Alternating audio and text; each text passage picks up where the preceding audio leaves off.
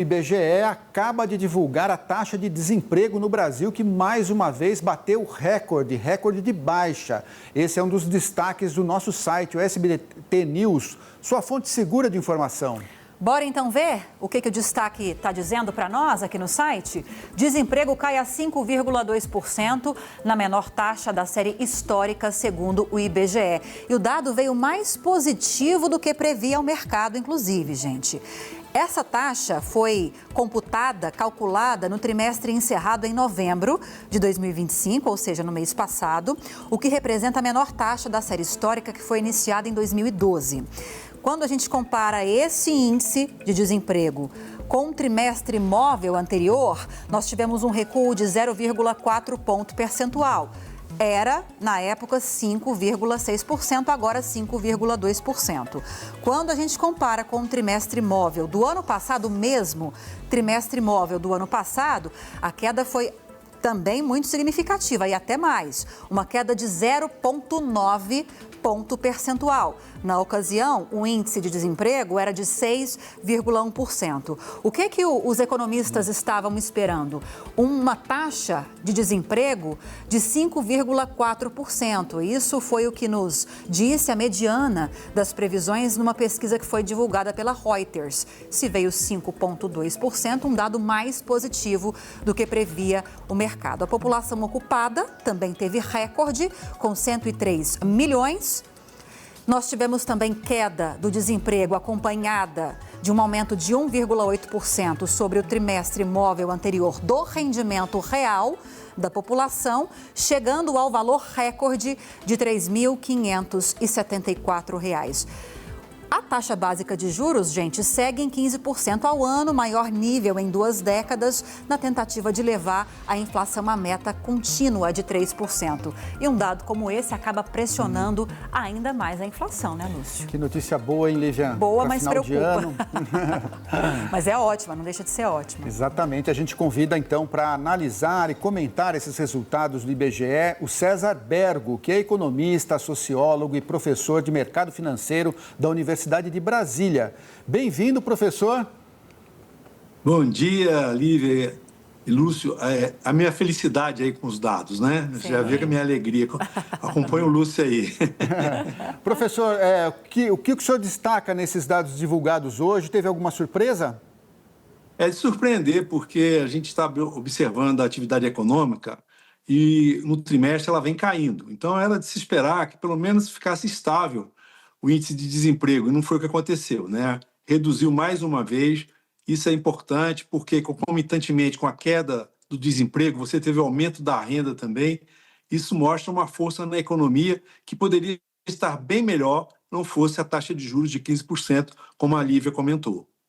E aí, quando eu falo que é preocupante, professor, eu fico muito feliz com os dados, como meu parceiro, como o senhor também. Só que a gente sabe que quando há um mercado de trabalho muito aquecido, a renda da população também alta, ambos os movimentos são motivos para o Banco Central tentar manter, não só esses motivos, mas bons motivos para o Banco Central manter essa taxa básica de juros em 15%. E aí, como fica a situação? A gente tem motivo para nos preocuparmos com esses dados divulgados agora em relação à taxa básica de juros? Pelo visto, seria bom que o Banco Central não escutasse essa reportagem nossa, né? Mas, de qualquer forma, isso contraria um pouco as expectativas do Banco Central, porque ele está vendo a atividade econômica, inclusive ontem saiu um relatório do Banco Central apontando um crescimento de 1,8% na economia em 2026, menor, inclusive, que o governo está prevendo. Isso faz com que ele tenha essas questões aí. Mas eu estou observando no discurso do próprio Banco Central, do presidente Galipo, uma mudança de cenário, ele está mais flexível, né? Isso deve sensibilizar. Agora, não tem a menor dúvida que esse dado de desemprego é importante, sim. Alguns movimentos estão acontecendo, sobretudo das pessoas saindo também da área da extrema pobreza. Isso é muito importante, socialmente falando. Do ponto de vista de renda, você tem um trabalhador mais preparado para enfrentar as dificuldades. Agora, não tem a menor dúvida de que o grande gargalo da economia hoje é a taxa de juros elevada e o aumento da inadimplência das famílias e das empresas. Então, nós temos que trabalhar essa questão aí para que a coisa possa caminhar num sentido positivo para 2026. Eu acredito, inclusive, que esses dados devem contribuir para que melhore o consumo e o setor de serviços melhore em 2026, viu, Lívia? Professor, como explicar essa resiliência do mercado de trabalho? Isso é uma coisa que até os economistas quebram a cabeça para tentar entender, porque mesmo com a taxa de juros desse patamar e continua gerando emprego, a economia continua aquecida. São os gastos públicos, será, professor? Olha, não tenha dúvida de que você tem uma dicotomia aí, que é a questão da política monetária restritiva e a política fiscal expansionista, né?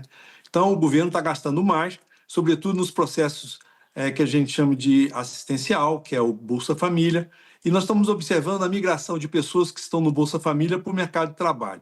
Obviamente, ainda existe uma desigualdade muito grande no mercado, que tem que ser trabalhada, sobretudo na questão de gênero, na questão também de cor, de raça, né? A gente vê uma diferença muito grande que um trabalhador de cor ganha menos do que um trabalhador branco.